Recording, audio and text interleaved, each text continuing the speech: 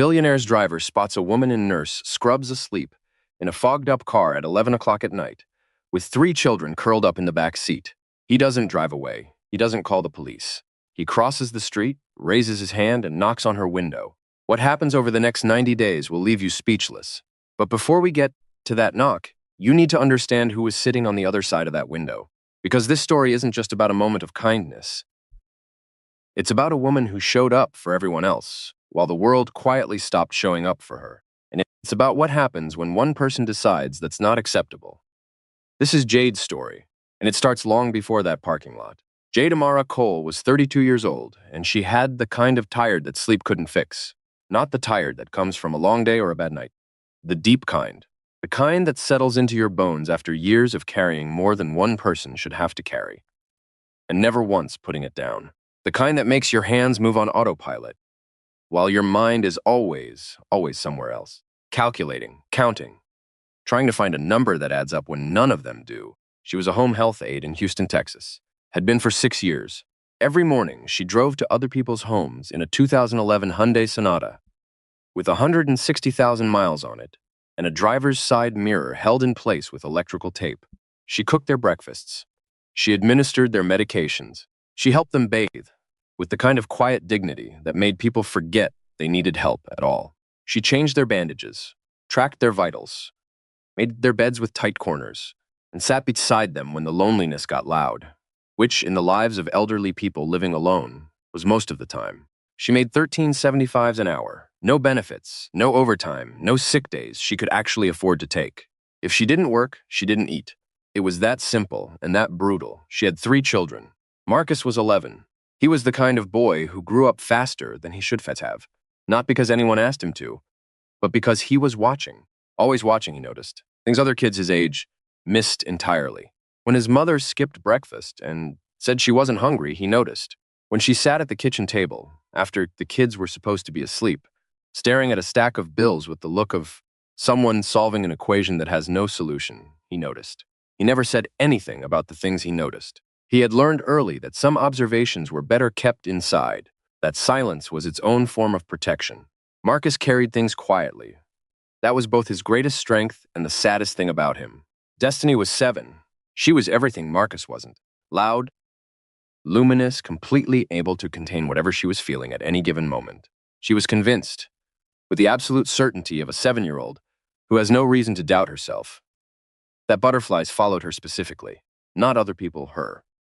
She would point to any butterfly within a 30-foot radius as proof. She drew constantly, filling every scrap of paper she could find with color and shape and the specific joyful chaos of a child who sees the world as a place that is fundamentally on her side. Elijah was 4. He laughed at his own jokes before he finished telling them. He had a stuffed elephant named Gerald that went everywhere with him, including the bathtub, which had caused several small crises. He had no idea what was happening around him. Jade intended to keep it that way for as long as she possibly could. Their father, Damon, had left 2 years ago. There was no dramatic scene, no shouting, no slamming of doors. Just a Tuesday morning when he said he needed air. He walked out. He never came back. Jade didn't spend energy she didn't have on hating him. Hate was expensive. She had 3 children to feed. She had been doing this alone ever since. Waking up alone, problem-solving alone, falling asleep in the dark running numbers in her head alone. She had gotten used to it the way you get used to a bad knee. You compensate. You adjust your stride. After a while, you stop noticing the limp. It just becomes how you walk. The eviction notice was taped to her door on a Thursday evening. She found it when she got home from a 10-hour shift, still in her scrubs, still carrying the particular smell of someone who had spent the day in close contact with other people's pain. She read it once standing in the hallway. Then she read it again. 30 days. The building had been sold to a development company. Vacant possession required. No exceptions, no extensions. The lawyer's address was printed at the bottom in clean, indifferent font. Jade stood in the hallway for a long time. Then she went inside, made dinner, helped Destiny with her reading homework, gave Elijah a bath, and put everyone to bed. She sat down at the kitchen table after the apartment was quiet, and she made a list. Every shelter in Houston she could call in the morning. Every affordable listing she'd seen online. Every family member who might have a spare room, or a pull-out couch, or a floor she could explain to her children was temporary.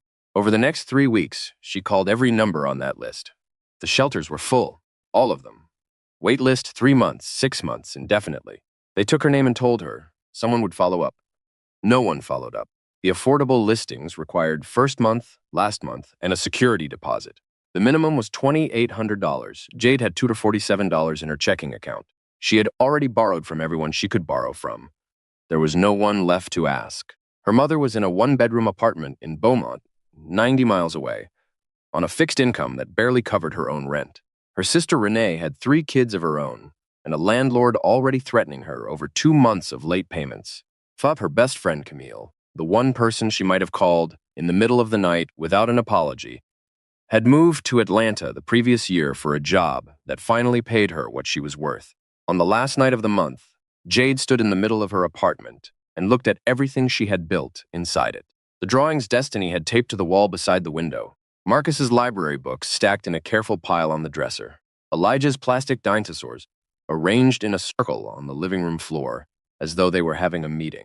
She packed what she could fit into the Sonata: a comforter, 3 backpacks, a bag from Dollar General, granola bars, juice boxes, animal crackers, baby wipes, a change of clothes for each child. Gerald the elephant. She folded the back seats down and laid the comforter flat and made it look as much like a bed as a car allows when you are trying hard enough. She woke the children at 6:30 in the morning. "We're going on an adventure," she said, her voice bright and steady and completely airtight. "We're camping. Just us. It'll be fun." Destiny believed her immediately and started asking whether they'd see butterflies. Elijah believed her because Destiny believed her, and that was all the information he needed. Marcus looked at his mother. He looked at the backpacks.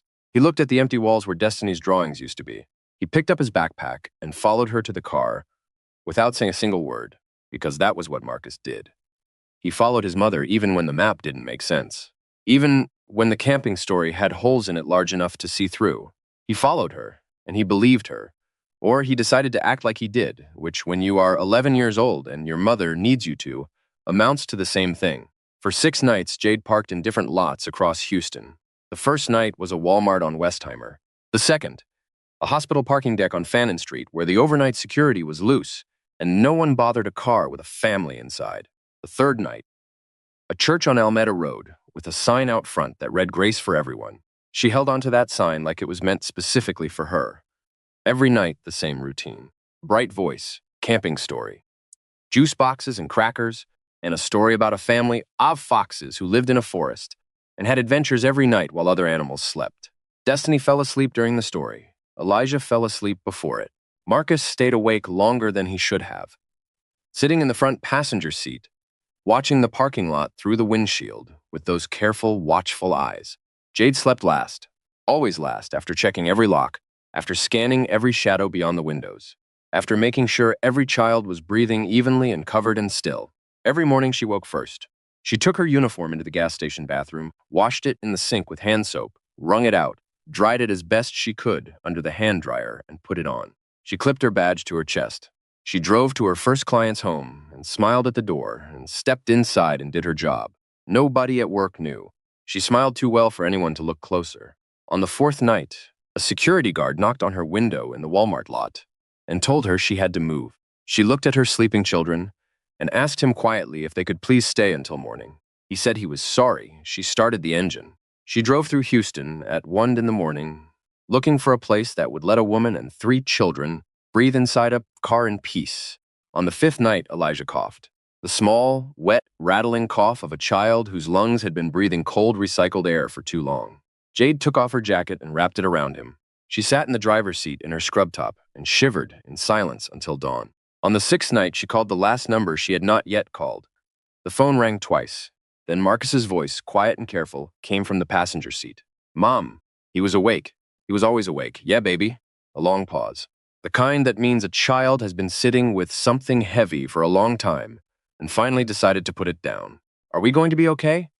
Jade looked at her son, 11 years old, sitting in a car at midnight in a church parking lot, asking the question every child deserves to never have to ask. She reached across and put her hand on his. "Yeah, baby," she said. "We're going to be okay." She said it the way she said everything these days. Like she believed it. Like the number in her bank account. And the 6 nights of gas and the 6 nights of parking lots hadn't already tested the limit of what one woman could hold alone. She said it. because it was the only thing she had left to give him that night. And somewhere across that same dark city, in the back seat of a black Escalade, a man named Raymond Ellis was finishing a phone call he'd been putting off for a week. He didn't know Jade existed. He didn't know about the Hyundai, or the 3 children, or the 6 nights, or the jacket she'd given to her son.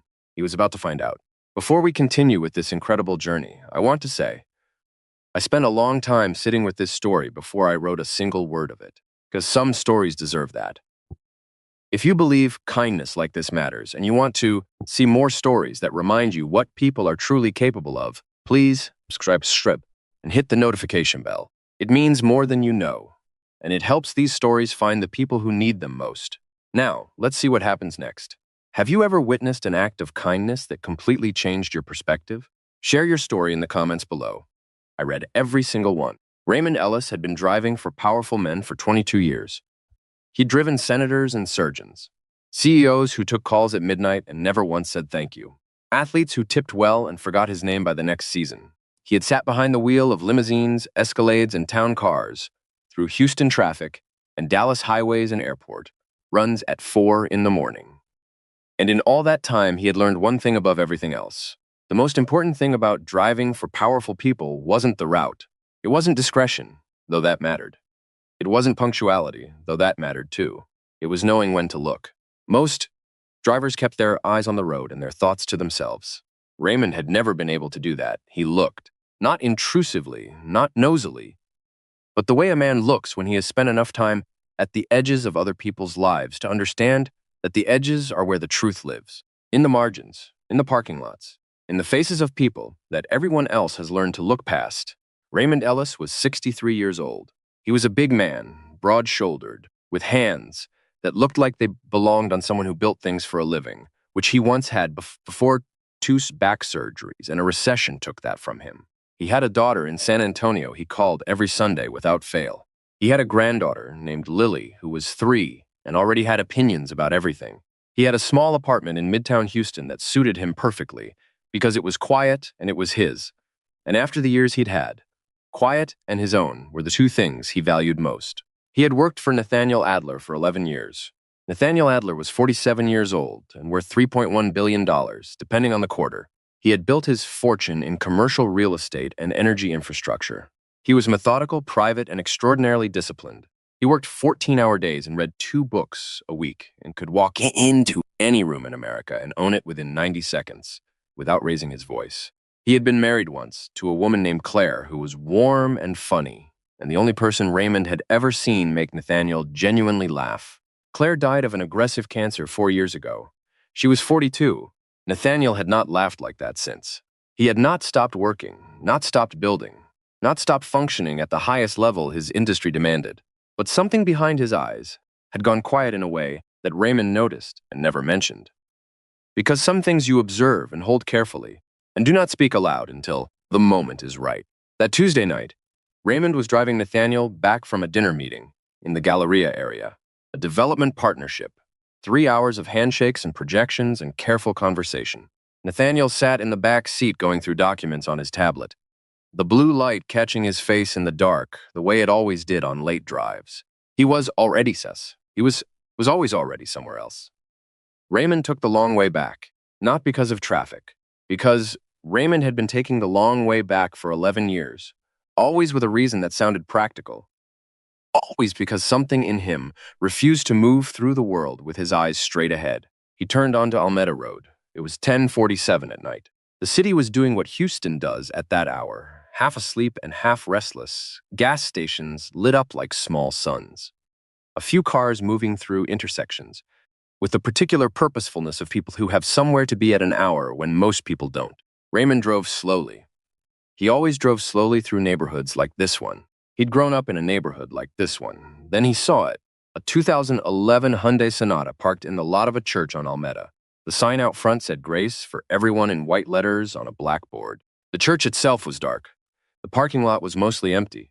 One floodlight on the far wall cast a pale yellow wash across the asphalt. The Sonata's windows were fogged, every single one of them. Raymond had seen that fog before, not in someone else's car, in his own. 15 years ago, before the driving job, before the back surgeries had healed.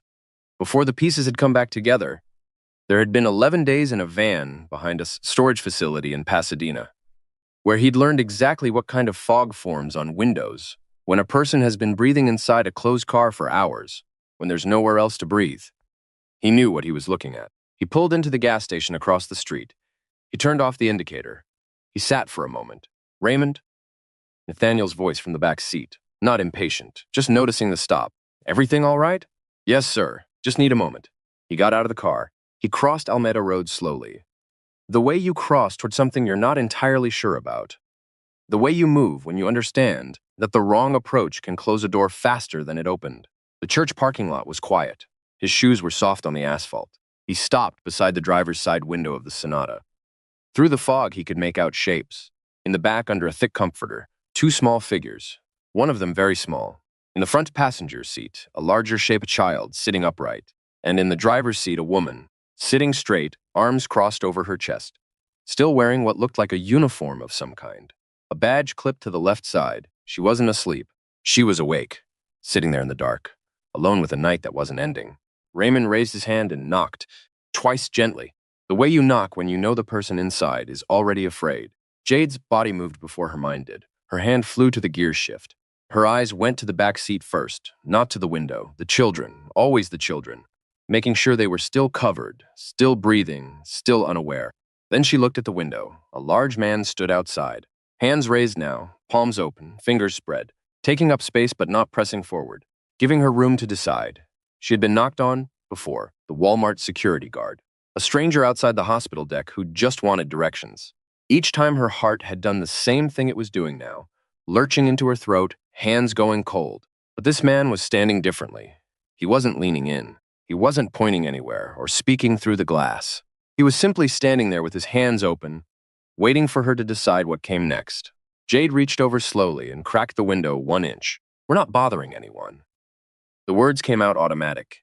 The same words she'd said to the Walmart guard, to the patrol car that had slowed in the hospital deck on night 3. "We'll be gone by morning." Raymond looked at her steadily. He had kind eyes, she would think later. Not soft. Kind, there is a difference. Soft looks away when things get hard. Kind stays. "I'm not here about that," he said. His voice was low, unhurried, the voice of someone who had learned that rushing rarely helped anything. "How long have you been out here?" Jade's jaw tightened. "We're fine. I didn't ask if you're fine." He said it gently, but directly. "I asked how long." Silence stretched between them. Inside the car, behind her, Elijah made a small sound in his sleep and settled. Destiny's breathing was slow and even under the comforter. In the passenger seat, Marcus, who she had thought was asleep, was watching the man outside the window with those still, careful eyes. "6 nights," she said finally. The words felt like setting something down she'd been carrying too long. Raymond nodded slowly. He looked at the badge clipped to her jacket. Even in the dim parking lot light, he could read the logo. Home Health Aid Service. He looked at the back seat shapes. 3 children, one of them very small. "All right," he said quietly. He stepped back 1 pace, both hands still visible. "Don't go anywhere. Give me 5 minutes. If you want to leave before I'm back, you drive. No one will stop you. But please give me 5 minutes." Jade said nothing. Raymond turned and walked back across the street. Nathaniel looked up from his tablet when Raymond opened the driver's door. Raymond didn't get in. He stood with one hand on the roof and leaned down. "There's a woman in that Sonata across the street." His voice was even, factual. 3 children in the car with her. "She's been out there 6 nights.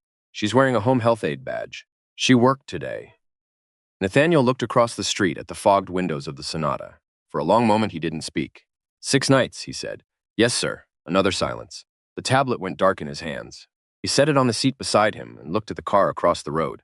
A woman visible now as a silhouette behind the fogged glass, sitting upright, not moving. Raymond waited. Nathaniel Adler had a reputation for decisive action in boardrooms, on conference calls, in any situation where money and strategy were the variables. But Raymond had watched him, for 4 years now, avoid something entirely different. The shelters Claire had volunteered at, the memorial fund set up in her name that he funded completely and visited never. The particular kind of human proximity that money couldn't be placed between. Tonight something was different. Raymond couldn't have told you exactly what. Something about the way Nathaniel was looking at that car, like a man recognizing something he'd been trained to look away from. Nathaniel opened his door and got out. He stood on the sidewalk for a moment, looking across Alameda at the Sonata. Raymond stood beside him. Neither of them spoke. Then Nathaniel straightened his jacket, stepped off the curb, and crossed the street. He walked slowly. His Italian leather shoes were quiet on the asphalt of the church parking lot.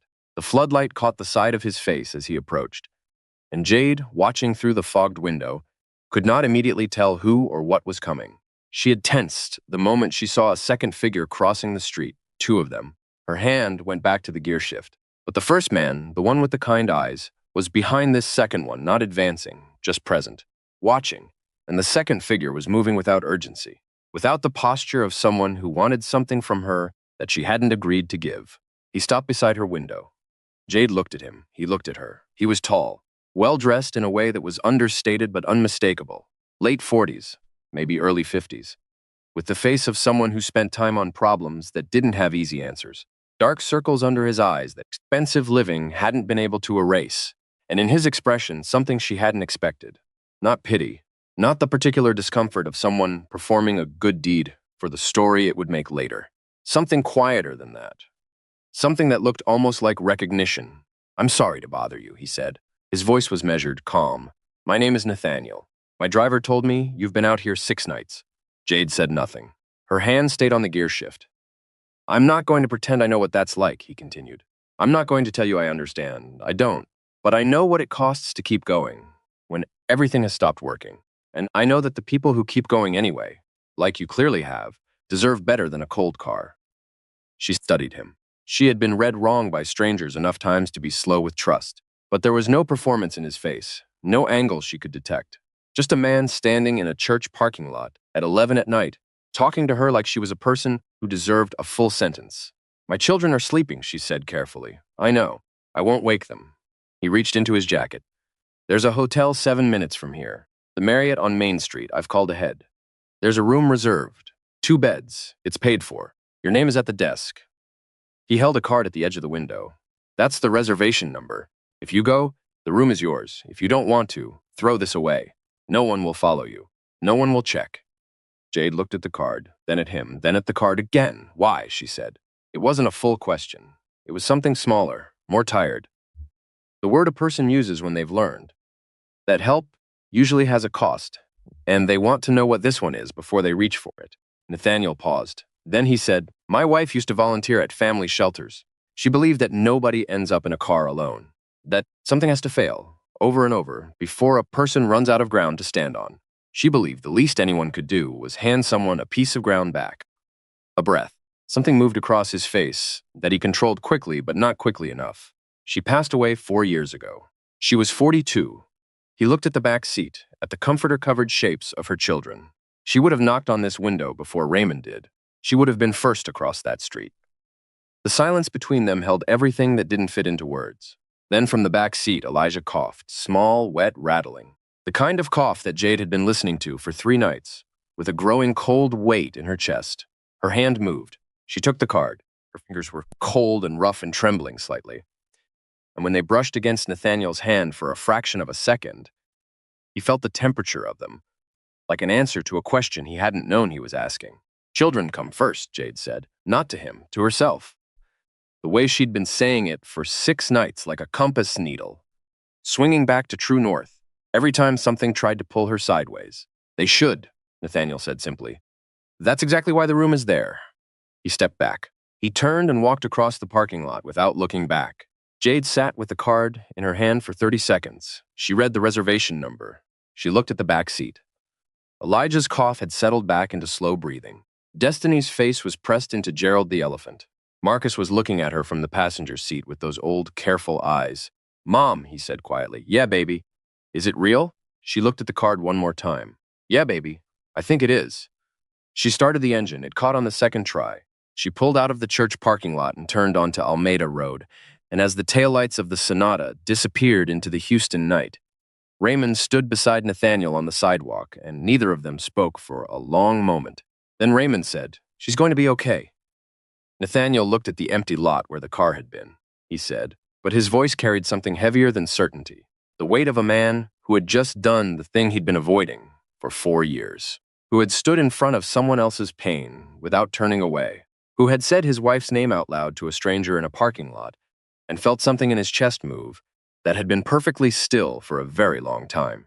They drove to the hotel in silence. Raymond didn't ask how he was doing. He already knew. What would you do if you discovered someone with incredible strength living through circumstances like this? Would you cross the street? Let me know your thoughts below. I read every comment. The Marriott on Main Street was not the kind of hotel that made magazines. It was clean and ordinary, and smelled like coffee and carpet cleaner, and the particular neutrality of a place designed to feel like nowhere specific. The lobby had a front desk with a bowl of wrapped mints, 2 armchairs nobody ever sat in, and an elevator with a button panel that lit up when you pressed it. To Jade Cole, walking through those doors at 11:23 at night, with a 4-year-old on her hip, and a 7-year-old holding the back of her jacket, and an 11-year-old carrying 3 backpacks without being asked, it looked like the most beautiful building she had ever been inside. The woman at the front desk found the reservation in 4 seconds flat. Cole, 2 queens, prepaid.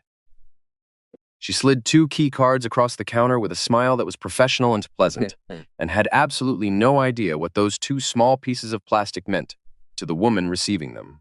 Jade held the key cards in both hands for a moment before she put them in her pocket. Room 318, 3rd floor, the elevator hummed. Destiny leaned against Jade's arm, half asleep already, still clutching Gerald, the elephant, in one hand and the hem of Jade's jacket in the other. Marcus stood straight, backpacks on, watching the floor numbers change. With the expression of someone who was waiting to find out whether this was real, the door opened with a soft click. Jade reached in and turned on the light. 2 beds with white covers pulled tight. Pillows that were actual pillows, not folded jackets or rolled-up sweatshirts. A heater in the wall, already pushing warm air into every corner of the room. A bathroom with a door that closed. A window with curtains that drew all the way across. Destiny walked in first. She touched the nearest bed with one hand, pressing down, testing it. Then she looked at the bathroom. She walked to the door, pushed it open, and stood there for a long moment, looking at the sink, the tub, the small wrapped bar of soap sitting in a dish on the ledge. Mama. Her voice was hushed, the voice she used in church and at the library and anywhere she sensed something deserved quiet. There's real soap, not the kind in the pump. A real bar. I see it, baby. Can I use it? In the morning, sweetheart. Elijah had already climbed onto the nearest bed. He sank into the mattress the way only a very small child can. Completely. Every muscle releasing at once, his whole body deciding simultaneously that it was done. Gerald the elephant was tucked under his chin. He was asleep before Jade had set down the bag from Dollar General. Marcus stood just inside the door. He hadn't moved past the threshold. He was looking at the room, the beds, the lamp, the heater, the curtains, the bathroom door, standing open with its warm yellow light. He was taking an inventory, the way he always took inventories, methodically, carefully, as if he needed to account for everything before he could allow himself to believe in it. Then he walked to the far bed, set all 3 backpacks down on the floor in a careful row, sat on the edge of the mattress and cried. Not loudly. Not the way children cry when they want something or when they've hurt themselves. The other kind. The kind that comes out quiet and steady and unstoppable, like water finding the lowest point. Tears running in 2 straight lines down his face while his shoulders shook and his hands gripped his knees, and 6 nights of being the man of the car. 6 nights of watching his mother's face in parking lot light. 6 nights of pretending the camping story was real. All of it found the first safe place it had been offered and let go. Jade sat beside him. She didn't say it's okay. She didn't say don't cry. She put her arm around him and pulled him close and held him the way she had wanted to hold him for 6 nights and couldn't. Because holding him meant admitting they needed holding. And admitting that meant the camping trip was over. And the camping trip couldn't be over until there was somewhere real to land. They had landed. She held her son on the edge of a hotel bed while Destiny explored the bathroom with the reverence of an archaeologist. And Elijah slept with his elephant, and the heater filled every corner with warmth and outside the window. Houston went on being Houston, loud and indifferent, and completely unaware that in room 318, something small and enormous was happening. Jade pressed her face into Marcus's braids and closed her eyes. We're okay, she said. This time she meant it. This time, the number in her bank account and the empty tank of gas and the 6 parking lots didn't live inside the sentence. Just the truth of a room with walls and heat and her children breathing safely. We're okay, baby. Marcus's shoulders slowly stilled. He leaned into her and didn't say anything back. Some things don't need an answer. Nathaniel arrived the next morning at 9 o'clock. He carried a tray of coffees and a bag from a bakery on Montrose, croissants, muffins, a fruit cup for the children, and a chocolate chip cookie the approximate size and weight of a small planet that he'd chosen specifically because he thought a 7-year-old would find it extraordinary. He was right. Destiny opened the hotel room door, saw the cookie, and her eyes went so wide and so immediate that Nathaniel almost smiled for the first time in longer than he could remember. Jade stood behind her daughter in the same scrubs from the night before. She had washed them in the hotel bathroom sink and dried them over the heater vent. They were wrinkled, but clean. Her badge was already clipped to her chest. She had been up since 5:30, old habits. She looked different in daylight. Not transformed, not rested. Those things took more than one night, but straighter. The posture of a person whose spine remembered what it felt like to sleep horizontal. She took the coffee with both hands and held it close to her face and breathed the steam before she drank it. A slow, specific breath, the kind that means more than caffeine. "Thank you," she said. The words were simple, and she didn't dress them up because Jade Cole did not dress things up. She said what she meant, and she meant what she said. And what she meant right now was that this coffee and this room and the knock on the window last night were things she would carry for the rest of her life. They sat at the small table by the window, Jade and Nathaniel, while Elijah methodically dismantled his muffin into component pieces on the bedspread, and Destiny ate her cookie in the deliberate architectural way of someone who wants it to last as long as possible. Marcus sat on the bed with his own muffin, watching Nathaniel with those steady measuring eyes. Nathaniel noticed the watching. He met Marcus's eyes without flinching, without performing warmth he didn't feel, without the particular discomfort adults often show when a child looks at them too directly and too long. He just looked back, steady and quiet.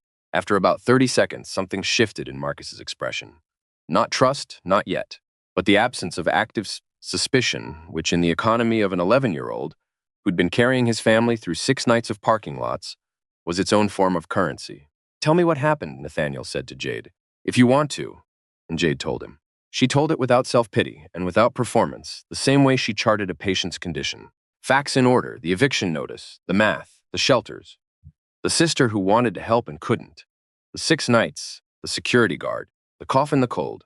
She laid it out like a case file, because that was how she held herself together, by treating her own life as a problem to be documented, rather than a wound to be protected. When she finished, the room was quiet except for Elijah narrating something to Gerald the elephant in a low, serious voice. Nathaniel looked down at his coffee. Then he said, "You know what my wife used to say when she came home from the shelter?" Jade shook her head. She said the hardest part wasn't the need. "Shelters are full of needs," she said. "The hardest part was watching people apologize for it. Women would apologize for crying, apologize for their children being loud, apologize for needing a second helping of food." He paused. Claire said the thing that broke her heart wasn't poverty. It was dignity apologizing for existing. Jade looked at him. "You haven't apologized once," he said. "Since last night." "Not once," she held his gaze. "I don't have anything to apologize for." "No," Nathaniel said quietly. "You don't." He set down his cup. "I want to offer you something, and I want you to hear the whole thing before you respond." She nodded. 90 days. "I have a property management company that operates affordable housing units across Houston. There's a 2-bedroom unit available in Midtown. Subsidized, not free, because free isn't what I'm offering. A foundation, not a gift. Childcare covered through a program we fund, so you're not leaving your children in public spaces while you work." He folded his hands on the table. "And a scholarship. There's an LPN certification program at Houston Community College. Accelerated, 4 months. You're already a home health aide. You have the skills. You need the credential and the time to get it. LPNs in Houston start at $22 to $24 an hour with full benefits." Jade stared at him. "I'm not rescuing you," Nathaniel said, and his voice was precise about this in a way that mattered. "You don't need rescuing. You need 90 days of solid ground so you can do what you were already doing, which is building something, without the ground collapsing underneath you every time you get close." Jade was quiet for a long time. From the bed, Marcus's voice, careful and deliberate. "Why?" Both adults looked at him. He wasn't being rude. He was being Marcus, asking the question that needed. Asking, because he was 11 years old, and he had learned that the most important questions were the ones adults talked around. Nathaniel looked at the boy directly. "Because my wife believed that nobody should have to fight this hard alone." And because she's not here to do this herself, so I'm trying to do it the way she would have. Marcus considered this for a moment, with the seriousness of a judge weighing evidence. Then he went back to his muffin, which, for Marcus, was practically a standing ovation. The apartment was on the third floor of a building called Sycamore Place on Elgin Street. 2 bedrooms, a kitchen with a stove that worked, and a refrigerator that hummed, and cabinets that were empty but patient. A living room with a window that faced east, which meant morning light, which meant Jade would watch the sun come up over Houston from an actual window for the first time in 6 days. A bathroom with a door that locked, a front door with a deadbolt and a chain. Raymond drove them there on a Wednesday afternoon. He helped carry the bags up without being asked. He set Elijah's backpack by the door and nodded at Marcus when Marcus held the elevator. He didn't make a production of it. He just helped the way a person helps when helping is simply the obvious thing. Jade walked through the apartment slowly. She touched the kitchen counter. She turned the tap in the sink and watched the water run. She opened the refrigerator, empty and humming, and stood in front of it for a moment. Then she turned around and looked at her children. Destiny was already spinning in the living room with her arms out, testing the circumference of the space, conducting an official measurement of how much room there was. "This is ours," she announced. "All of it." Elijah was pressing the light switches on and off with the focused intensity of a researcher conducting trials. Marcus stood in the doorway of the smaller bedroom. He put his hand on the frame. He looked at the empty room. A window, a closet light coming through. Nothing else. He turned to Jade. "Is this mine?" Jade's throat moved. "Yours, baby." He walked in. He touched the wall with his palm flat against it. He stood there for a moment. Then he closed the door, softly, deliberately. The sound of a boy choosing privacy for the first time in his life. Jade stood in the hallway with her hand over her mouth. She did not open the door. She stepped back and let him have it. The one thing she had never been able to give him. A room where he could feel something without anyone watching. She stood there until she heard him moving around inside, setting things up, making it his, and only then did she walk to the kitchen window and look out at Elgin Street and breathe. She enrolled in the LPN program at Houston Community College the following Monday. Classes 4 evenings a week, 6 to 9:30, clinical rotations on Saturdays. She still worked her home health, aid shifts 5 days a week, still drove to other people's homes, still held old hands and changed bandages and spoke softly to people whose families visited less and less. She came home, made dinner, listened to Destiny, recount the events of the school day in exhaustive detail, helped Elijah with his numbers, sat with Marcus while he read, checked his homework, even though his grades were fine, because checking wasn't about the grades, it was about the sitting beside. Then after they were asleep, she opened her textbook at the kitchen table. Medication dosages, wound assessment, patient charting. The difference between what a home health aide was permitted to do and what a licensed practical nurse was permitted to do, which turned out to be significant and was going to change her life. She fell asleep at the table twice in the first week. Both times she woke with a blanket over her shoulders that she hadn't put there. Marcus? Of course it was Marcus. Raymond picked up the children every morning at 7:45. He arrived in the Escalade, helped Elijah into his car seat, waited while Destiny buckled herself in, and delivered a full briefing on whatever was on her mind that morning, which was always something, and nodded at Marcus as Marcus climbed in with his backpack and his quiet. They rode to school and daycare in comfortable silence, broken only by Destiny, which was not truly silence at all, but had its own rhythm that everyone had adjusted to without discussion. It was a routine that built itself in the space between need and dignity. Nobody made a ceremony of it. It simply became the shape of the mornings. 3 weeks in, the shape of the mornings nearly broke. Jade came home from her shift on a Thursday to find a notice slipped under the apartment door. Not an eviction, something different. A letter from the Texas Department of Family and Protective Services. A welfare check had been requested. Someone, the letter did not say who, had reported concern about 3 children living in a vehicle. Jade read the letter standing in the hallway in her uniform. She read it twice. Then she sat down on the floor with her back against the door, because her legs made that decision for her. Someone had seen them, in one of the parking lots, or at the library, or somewhere in those 6 nights. Someone had seen, and instead of knocking on the window, they had filed a report, and now there was a caseworker scheduled to visit the following Tuesday to assess the children's living situation. The assessment itself didn't frighten her. The apartment was clean. The children were fed and enrolled in school. There was nothing to hide, but the process, the being assessed, being examined, having someone come into her home and decide whether she was adequate, that hit something deep and defensive and primal that she couldn't entirely reason away. She called Nathaniel. She hadn't called him for anything personal since the hotel. She called his office number from the card he'd given her, not because she wanted him to fix it, but because she needed to tell someone who would understand why it mattered in the specific way it mattered. He answered on the second ring. She told him about the letter. Her voice was steady. She had trained herself to keep her voice steady. I can have a lawyer present during the assessment, he said.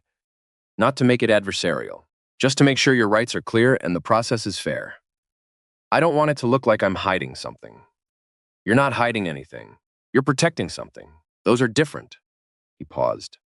The assessment will go fine, Jade. Your children are safe, housed, fed, and in school. That's what they'll see. She exhaled slowly.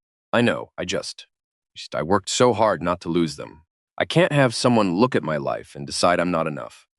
A long pause on the other end. When Nathaniel spoke again, his voice was quieter. Claire went through something similar once. When she was doing advocacy work for families in the shelter system, she used to say that the system sometimes treats poverty like a character flaw. Like struggling is the same as failing. Jade said nothing, but she was listening the way you listen when someone says the exact thing you'd been thinking in a language you couldn't find yourself. You are not failing, Nathaniel said. You never were. You were dealing with a system that failed you. There's a difference. And on Tuesday, a lawyer will sit beside you and make sure anyone who comes through that door understands the difference too. The assessment happened on Tuesday morning. The caseworker was a woman in her 40s named Ms. Tran, efficient and professional, with a checklist and a manner that was neither warm nor cold, just thorough. She walked through the apartment. She spoke briefly with Marcus and Destiny. She noted that Elijah was enrolled in daycare, that both older children were attending school with no absences, that the refrigerator was stocked, and the apartment was clean, and the children presented as healthy and well-adjusted. She noted that the mother was enrolled in a nursing certification program. She noted that stable housing had been secured. She closed her folder. She told Jade the report would be filed as unsubstantiated and the case would be closed. Then she looked at Jade for a moment, just a moment, with something that wasn't on her checklist. You're doing a good job, she said. I want you to know that I see that. She left. Jade stood in the middle of her kitchen, after the door closed, and held onto the edge of the counter, because her knees had decided they were done performing steadiness for the day. Marcus appeared in the kitchen doorway. Mom. Yeah, she said you're doing a good job. I heard, she was right. Jade turned around. Her son was standing in the doorways in his school clothes with his backpack already on, ready for Raymond to arrive. And he was looking at her with those eyes that were too old for his face and too clear for everything he'd seen in them. I know you think you haven't been enough, Marcus said. I know you think about that. He shifted his backpack straps, but you never stopped. The whole time. You never stopped. He turned and went to wait by the door. Jade stood in the kitchen with her hand over her mouth for the second time in 3 weeks. 11 years old. Her son was 11 years old, and he was handing her the thing she hadn't known she needed and couldn't have asked for. The knowledge that someone had seen her clearly through all 6 nights, and all the parking lots, and all the bright voices, and all the camping stories, and found her not lacking.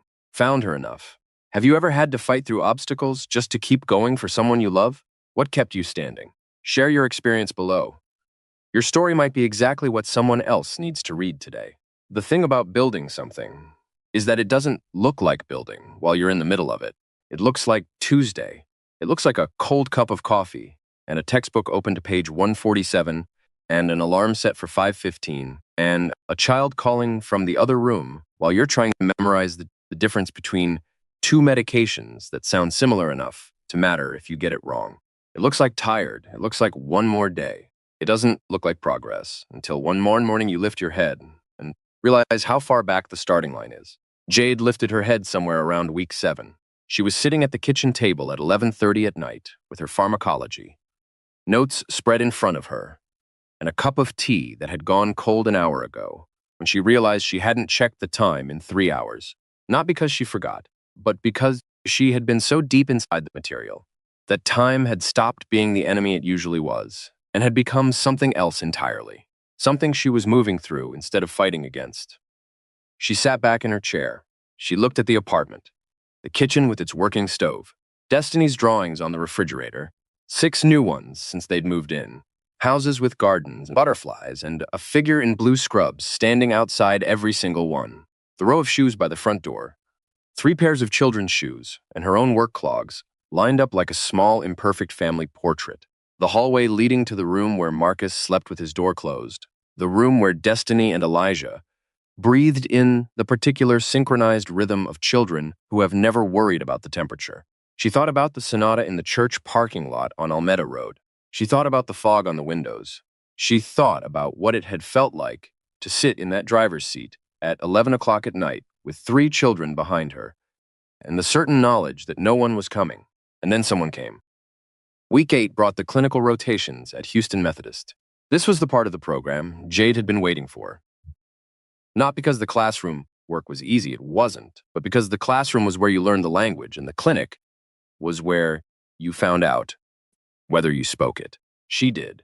Her supervising nurse was a woman named Patricia Odom, 22 years in the field. The kind of nurse who had seen everything twice and still showed up every shift with the same focus. She was not easily impressed. She had supervised 31 students through this program and had learned to identify within the first rotation who was going to make it, and who had confused caring about people with being built for this work. On Jade's 3rd Saturday, Patricia stopped beside her in the hallway outside room 7. Cole, yes, ma'am. The patient in room 4, Mr. D'Souza, 71, post-op anxious. He's been refusing his afternoon medication for 2 days. His daughter has been calling the floor every 3 hours. 2 nurses have tried. He won't take it. Jade nodded. Go talk to him, not go administer the medication. Go talk to him. Patricia Odom was giving her something specific. Jade walked into room 4. Mr. D'Souza was a small man, compact and white-haired, sitting up in his hospital bed with the particular rigidity of someone who had decided something and wasn't interested in being argued out of it. He looked at Jade when she came in with the expression of a man who had already prepared his refusal. She didn't lead with the medication. She pulled the chair close to his bed the way she had done for 6 years in other people's homes, and she sat down and she asked him how he was sleeping. He blinked. That wasn't the question he'd prepared for. They talked for 12 minutes. About his sleep. About the noise on the floor at night. About his daughter, who called too much because she was scared and showed it by being controlling. About the way the hospital food tasted like it had been made by someone who had read a description of food but never actually eaten any. He laughed at that last one, a short, surprised laugh. The laugh of a man who hadn't expected to find anything funny today. Then Jade explained what the medication was for and what it wasn't for, and what would happen to his recovery timeline if he kept refusing it. Not a lecture, a conversation. The way you talk to someone when you have decided that they are intelligent enough to make a good decision if they have good information. Mr. D'Souza took the medication. When Jade came back into the hallway, Patricia Odom was standing by the nurse's station. She didn't say anything dramatic. She looked at Jade for a moment and nodded once. That nod carried more information than a paragraph. It said, you belong here. It said, this is what you are. It said, the thing you have been doing for 6 years in other people's homes, for $13.75 an hour, with no benefits and no recognition is real, and it is skilled, and the world is about to start paying you accordingly. Jade walked to the supply closet at the end of the hall and stood inside it for 45 seconds with her eyes closed. Then she went back to work. Nathaniel came to Houston 3 times during those 4 months. The first visit was practical. He sat with Jade at the kitchen table and went through the housing situation, made sure the subsidy paperwork was in order, answered questions about the childcare program, asked whether there was anything the support structure wasn't covering that it should be. He treated it like a meeting, efficient and clear, which was exactly what Jade needed it to be. The second visit was different. He arrived on a Saturday afternoon when Jade was at her clinical rotation. Raymond brought him, and Raymond knew where everyone was, so they ended up at Sycamore Place with Marcus and Destiny and Elijah and a Saturday that didn't have a plan. Destiny immediately conscripted Nathaniel into a game that involved drawing, a complicated scoring system she had invented herself, and more rules than the game appeared to warrant.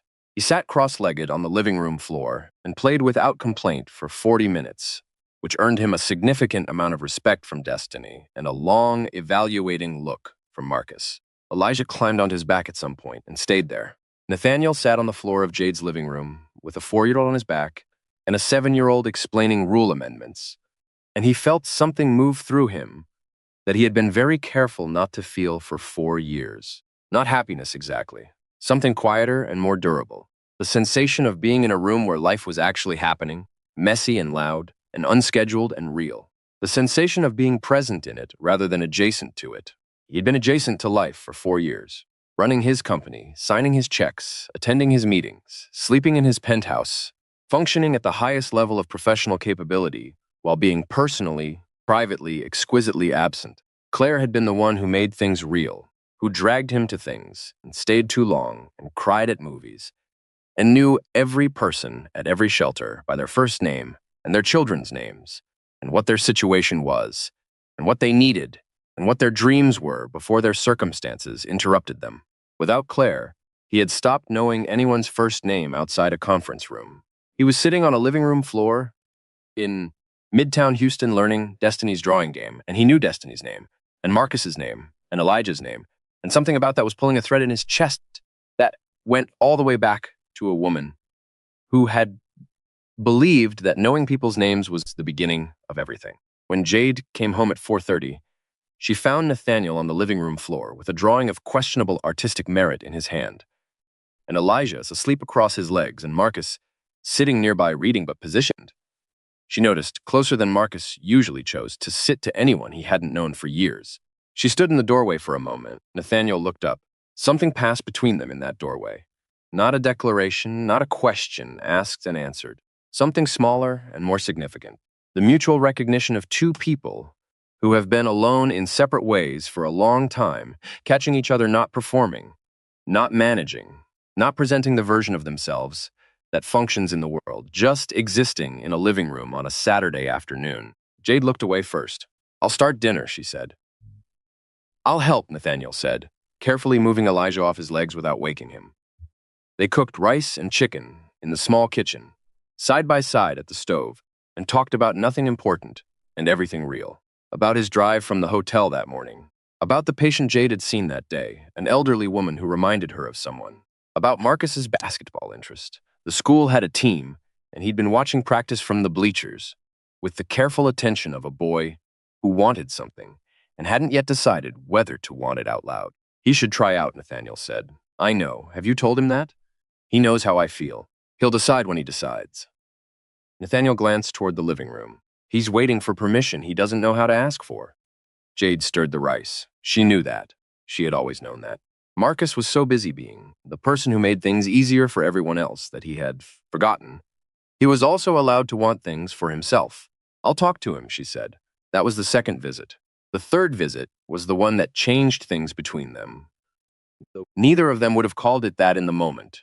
It was a Sunday evening, 8 weeks in. Raymond had the day off. Nathaniel drove himself, which he almost never did, in a quieter car, and arrived with no particular agenda. The children were doing their Sunday things. Destiny drawing, Elijah, conducting an elaborate diplomatic negotiation with Gerald the elephant, Marcus reading on the couch with his shoes off, which meant he was relaxed, which was a thing Jade had learned to track the way sailors track weather. Nathaniel and Jade sat on the small balcony with the second cups of coffee that were always better than the first, and the city spread out below in the particular gold of a Houston Sunday evening, warm and hazy and forgiving of everything that had happened during the week. He told her about Claire. Not the clinical facts, those she had heard. The real things. How Claire laughed at her own jokes before she finished them, the same way Elijah did, which Jade noted quietly. How she had once driven 3 hours to bring a specific book to a woman in a shelter, because the woman had mentioned it in passing 6 weeks earlier, and Claire had written it down and not forgotten. How she cried every time they drove away from the shelter. Not from sadness, she always said. From the particular feeling of something mattering. How, on the last good day, before she went into the hospital, she had asked Nathaniel to promise her that he wouldn't stop. Stop what, he'd asked. She'd looked at him. You know what, she'd said. He had not kept the promise. Not really.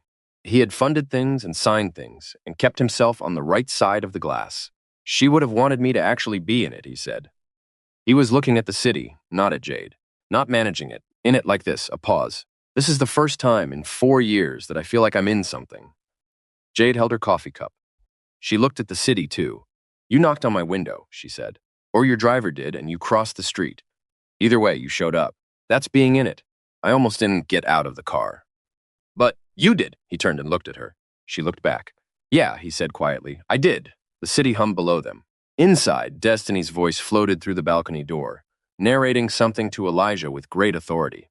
Marcus turned a page. Neither Jade nor Nathaniel said anything else for a while. They didn't need to. Some things are built in silence, the important ones especially. Jade sat in the testing center on Westheimer Avenue on a Thursday morning in late spring. The room was quiet. 12 other candidates at 12 other terminals. The hum of air conditioning. The soft sound of typing. She had been here in her head 100 times. At the kitchen table at midnight. In the car on the way to clinical rotations. In the supply closet at Houston Methodist for 45 seconds with her eyes closed. She had rehearsed this room so many times that when she walked into the real one, it felt like returning somewhere she had already been. She read every question twice. She answered with everything she had spent 4 months building inside her. Not just the facts, though she knew the facts, the understanding behind them. The 6 years of home health aide work that had given her a knowledge base no classroom could replicate, now matched to the language and structure and credential that would make the world pay attention to what she already knew. She finished with 11 minutes to spare. She sat and looked at the screen. Then the results loaded. Pass. She read it once, twice, a third time. The way you read something you've wanted so badly for so long that your brain doesn't fully trust its own processing. Then she closed her eyes. She pressed her hands flat on the desk in front of her. She breathed. Long, slow, the kind of breath that goes all the way down and carries everything with it on the way back up. 6 nights in a car, 3 children who thought they were camping, a knock on a window, 4 months of kitchen table, midnight study sessions, and cold coffee, and blankets she hadn't put on her own shoulders, clinical rotations and Mr. D'Souza and Patricia Odom's nod in the hallway, and Marcus's voice telling her she had never stopped. She had never stopped.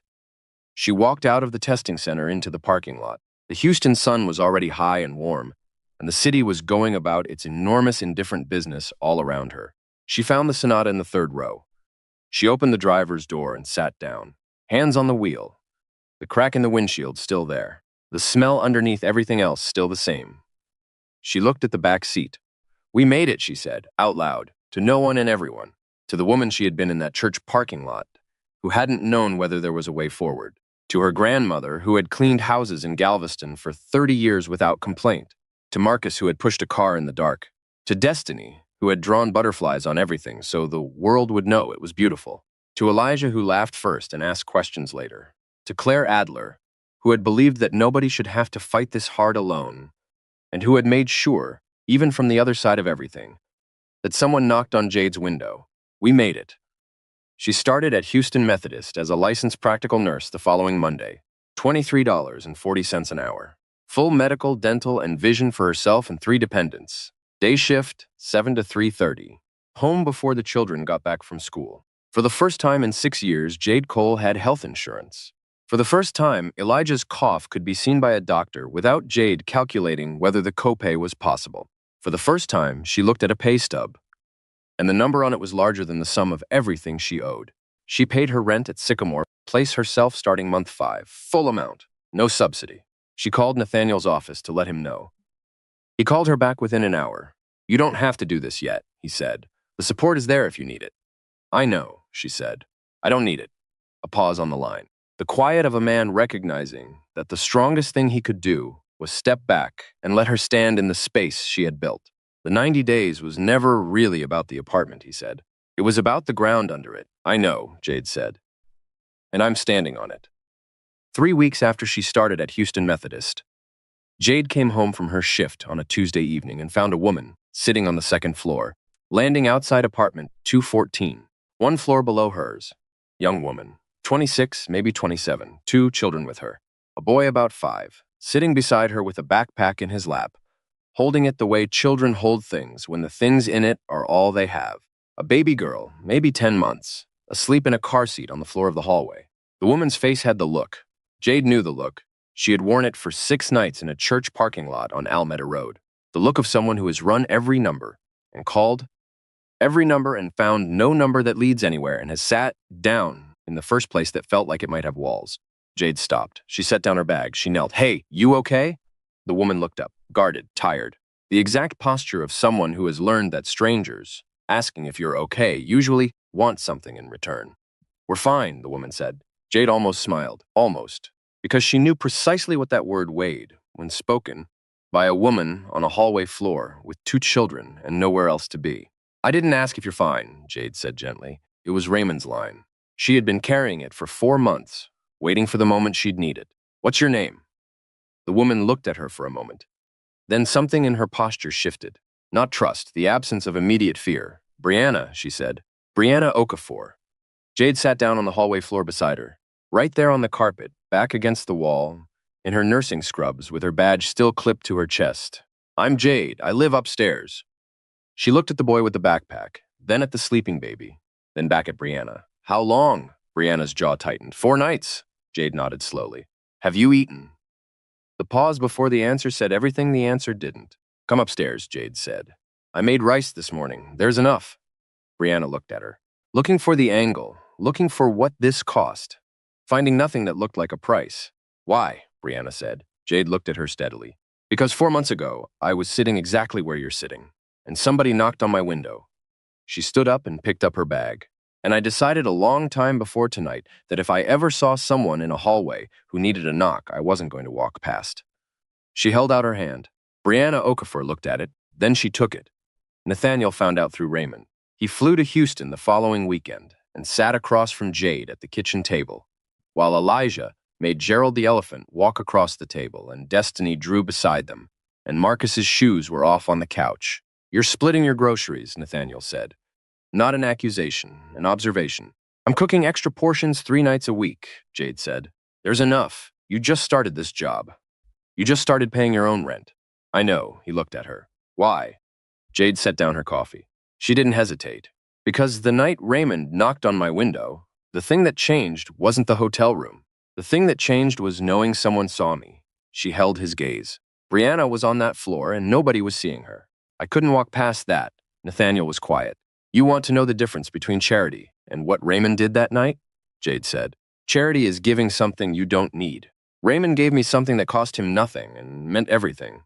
He gave me proof that I wasn't invisible." She looked at Destiny's drawings on the refrigerator. "Brianna's children are not different from mine. They're just stuck in the same place I was stuck. And the only thing between them and another night on that floor is someone who remembers what that floor feels like." Nathaniel looked at the refrigerator, at Destiny's drawings, houses with gardens and butterflies, and a figure in blue scrubs outside everyone. He looked at the woman across the table from him, 32 years old, licensed practical nurse, mother of 3, making extra rice on Tuesday nights for a stranger on the second-floor landing. He thought about Claire, about the way she had looked at him on the last good day. That particular look that meant she was telling him something he would need later. "You know what?" she'd said. "Don't stop." He looked at Jade. He had not stopped. He was in it. And for the first time in 4 years, the in it didn't feel like loss. It felt like exactly where he was supposed to be. 6 weeks later, Marcus tried out for the basketball team. Jade was not there for the tryout. She was at work, but Raymond was, parked outside the school gym in the Escalade at 4:15. Because Marcus had mentioned it in the car that morning, without looking up from his lap, and Raymond had heard it for what it was, Marcus made the team. Starting point guard, the coach said, because he played like someone who had spent his whole life watching people, reading them, understanding what they were going to do before they did it. The coach didn't know how right he was. He called his mother from the gym. Jade was in the hallway outside room 12 at Houston Methodist when her phone buzzed. She looked at the screen, Marcus. She stepped to the side. "Hey, baby." His voice came through the phone, and it was different. Not the careful, measured voice he used when he was managing something or protecting something or being 11 years old in all the ways he'd had to be 11 years old. It was just his voice, light, unguarded. The voice of a boy who had gotten something he wanted and didn't know how to contain it. "Mom, I made the team." Jade pressed her back against the hospital wall. She looked at the ceiling. She breathed. "Yeah, baby," she said. Her voice was steady. It almost was. "I know you did." This story shows what's possible when one act of kindness becomes a chain that doesn't stop. What's one thing you could do this week to be someone's unexpected knock on the window? Challenge yourself and share your commitment in the comments below. Some stories end. This one didn't end. It just became something larger than its beginning. That's the thing about kindness that nobody tells you. It doesn't stay where you put it. It moves. It finds the next person, and the next window, and the next hallway floor. And it keeps moving long after the original moment has passed. Long after the people who started it have forgotten the exact night it began. Raymond Ellis knocked on a window on Alameda Road, and something started that none of them could have mapped from where they were standing. Jade Amara Cole is 33 years old now. She works the day shift at Houston Methodist, 7 to 3:30, and she is exactly where Patricia Odom's nod in the hallway said she would be. Present, skilled, unhurried, the kind of nurse that patients ask for by name and families remember after discharge. She has a particular gift with patients who have stopped cooperating, the ones who are scared underneath the refusal, the ones who need someone to sit in the chair beside the bed and ask how they're sleeping before they ask anything else. She knows where that gift comes from. She knows it comes from 6 years of kneeling beside elderly people in their own homes and treating their dignity like it was the most important thing in the room. She knows it comes from the particular education of a woman who has sat on enough floors to understand what people need when the floor is where they are. Her apartment on Elgin Street has Destiny's drawings on every wall now, not taped up like they used to be, framed. Proper frames from the art supply store on Highland because Destiny's work deserved frames, and Jade could buy them. And that simple fact still made her pause sometimes in the middle of an ordinary Tuesday. The Sonata is still in the parking lot at Sycamore Place. She has been offered a newer car twice, once by Nathaniel, once by herself when the math finally allowed for it. Both times she has declined, not because she can't move forward, because she refuses to forget where she came from. The crack in the windshield is still there. The electrical tape on the mirror is still there. Some things you keep not because you need them, but because they tell you the truth about who you are and what you survived and what it cost and what it was worth. Some mornings she sits in the driver's seat for a moment before she starts the engine. Just sits, hands on the wheel, looking at the back seat. We made it, she thinks, every time. We made it. Marcus Cole is 12 now. He is the starting point guard for the Sycamore middle school basketball team. And he is exactly as good as the coach said he was, which is very good. But that is not the most important thing about him. The most important thing about him is that he has started, slowly and in his own time and on his own terms, putting things down, the things he was carrying, the watching, the managing, the particular vigilance of a boy who learned, before he should have, that someone needed to be paying attention. He is still watchful. He will probably always be watchful. That is simply who Marcus is, the boy who notices, the boy who reads the room before anyone else has gotten comfortable in it. But watchfulness and vigilance are different things. And he is learning at 12 the difference, learning that noticing doesn't always require doing, that sometimes you can simply see something and not have to carry it. He still puts blankets on his mother when she falls asleep at the kitchen table, but now she falls asleep there less often. And when she does, it is the sleep of someone who is tired from building, not from surviving. And those two exhaustions feel completely different from the other side of a blanket you didn't have to put there but chose to. He is reading a book about architecture. He picked it himself from the bookstore on Union Avenue, the one Nathaniel had given him a gift card for months ago, and that he had saved until he found the right thing. He wants to design buildings, he told Jade, on a Sunday evening with his shoes off and his voice unguarded. Buildings that don't fall apart when people need them most. Jade looked at her son. She thought about what it means to be 12 years old and already know what you want to build and why you want to build it. Yeah, baby, she said, you should. Destiny Cole is 8. She won first place in the citywide Houston Elementary School art competition in the spring.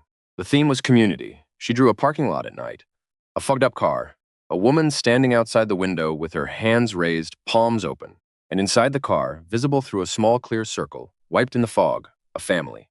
At the bottom, in Destiny's handwriting, which was larger and more confident than it used to be. This is how we found each other. The judge who selected it told the school coordinator that it was the most emotionally precise piece she had seen from a child in 11 years of judging. Destiny accepted the ribbon with the composure of someone who is not entirely surprised by excellence, but is still glad to have it confirmed.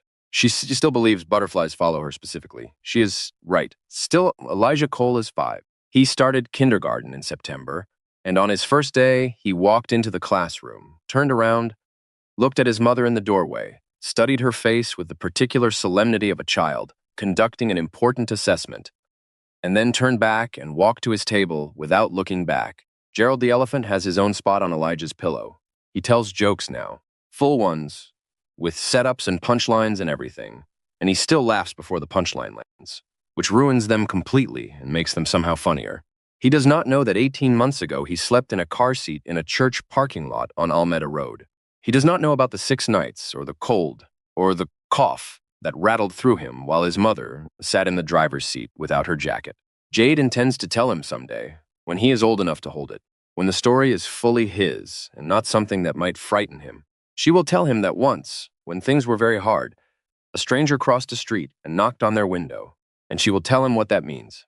Brianna Okafor moved into her own apartment 4 months after Jade found her on the landing. Section 8 assistance, a rapid rehousing program, paperwork that Jade sat beside her and filled out on Sunday evenings at the kitchen table, translating bureaucracy into something navigable because Jade had navigated it herself and knew where every hidden step was. Brianna is enrolled in the CNA program at Houston Community College. She studies at her kitchen table at night, the way Jade studied, cold coffee and flashcards, and the specific determination of a woman who has been given a chance and understands exactly what it costs someone to give it. She called Jade on a Wednesday evening 3 weeks ago. "There's a woman on the first floor," Brianna said. "Been there 2 days. She has a baby." Jade was quiet for a moment. "Did you knock?" she said, a pause on the line. "I'm about to," Brianna said. "Good," said Jade. "Go knock." The chain had not stopped. Raymond knocked on Jade's window. Jade knocked on Brianna's door. Brianna knocked on someone else's. Kindness does not stay where you put it. It moves forward. It finds the next window, the next door, the next person sitting in the first place that felt like it might have walls. That is the only thing kindness asks of you. Not that you keep it, that you pass it on. Raymond Ellis still drives for Nathaniel Adler. He still takes the long way back when something tells him to. He still looks. He has always looked, and he has learned by now that looking is not passive. Looking is a skill. Looking is the thing that starts everything. The small revolutionary act of refusing to let the world be invisible to you, just because it is easier. He calls his daughter in San Antonio every Sunday. His granddaughter Lily is 4 now and has opinions about everything and laughs at her own jokes before the punchline, which reminds him of someone, and he always smiles when it happens. He does not consider himself a hero. He knocked on a window. That is what he did. He saw a fogged-up car in a church parking lot, and he crossed a street, and he knocked. He will tell you, if you ask him, that crossing the street was the whole thing, not the knock, the decision to cross. The moment when you see something, and you have a choice between driving past or getting out of the car, and you get out of the car. Everything else, he says, followed from that. He is right. Nathaniel Adler is different now, not transformed. Transformation is a word for stories that need a clean arc. Nathaniel's arc is not clean. He still wakes up some mornings and reaches for a presence that isn't there. He still has days when the office is easier than everything outside it. When the clarity of numbers is a relief from the ambiguity of people. He still has not fully kept the promise Claire asked him to keep on the last good day. But he is closer. He walked into the Claire Adler family shelter on Broad Street in Atlanta 2 months after the night on Alameda Road. He sat in his daughter's chair in the corner by the bookshelf. He introduced himself to a 7-year-old named Destiny, who had been waiting by the door every Thursday since she was 4. He goes every Thursday now when he is in Atlanta. He does not read with the voices the way Claire did. He is working on it. He has been informed by several children that his bare voice needs significant improvement, and he has taken this feedback seriously. He is in it, not adjacent, in it. And when he drives to Houston now, which he does more often than his schedule strictly requires, and sits in Jade's kitchen drinking coffee that gets cold while they talk, and watches Elijah climb onto his back, and Destiny explain the rules of a game she has invented. And Marcus read on the couch with his shoes off. He feels something that he has learned, slowly and imperfectly, to stop being afraid of. He feels present. He feels like a person who is in a room where life is happening and has chosen to stay in it. Claire's voice sometimes quiet and clear. You know what? Don't stop. He doesn't stop. And Jade Amara Cole, who worked double shifts for $13.75 an hour, who washed her uniform in gas station bathrooms and dried it under hand dryers and clipped her badge to her chest, and smiled at the door and stepped inside and cared for other people's families, while hers lived in a Hyundai Sonata with a cracked windshield and a comforter across the folded back seats. who told her children they were camping, who slept last and woke first, and checked every lock and counted every breath and never once stopped. She drives to work on Tuesday mornings the way she always has. Early. The street's still waking up. The radio low. She takes Alameda Road sometimes. She drives past the church with the sign that reads Grace for Everyone. She looks at the parking lot as she passes. Sometimes it is empty. Sometimes there is a car. When there is a car with fogged windows, Jade Cole pulls over. She turns off the engine.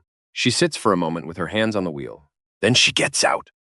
She walks across the parking lot the way Raymond walked, slowly, without urgency, the way you move toward something fragile. She stops beside the driver's window. She stands there with her hands visible, her badge on her chest, the Houston morning just beginning to come light around the edges. And she knocks, 2 knocks, gentle. The way you knock on a door when you're not sure it will open, but you know it's right to try. Because somebody knocked on her window, and she decided, a long time before this morning, what that meant about what she owed the world in return. 6 nights in a car, 3 kids who thought they were camping, 1 man who crossed a street, 1 knock on a window. That's all it took, not to save a life. Jade saved her own life. She was saving it every single night, in every parking lot, in every cold, dark hour before the fog lifted. What the knock did was simpler and more important than saving.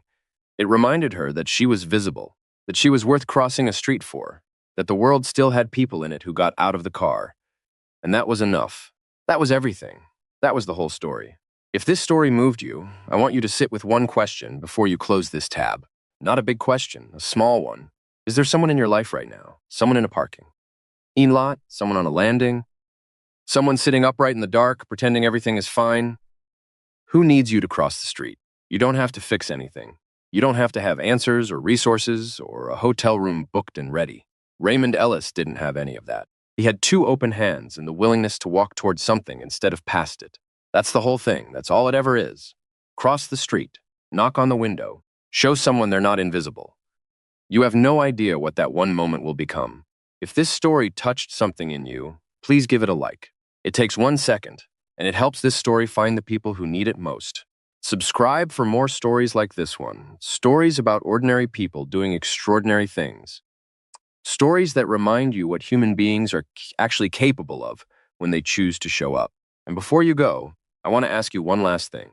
What act of kindness will you carry out this week? Not someday, this week. Doesn't have to be large, it just has to be real. Tell me in the comments. I read every single one, and I promise you, your words matter more than you know. Thank you for watching. Thank you for staying until the end. And remember, somewhere out there, someone is sitting in a fogged-up car, hoping someone will cross the street. Be the person who crosses. See you in the next one.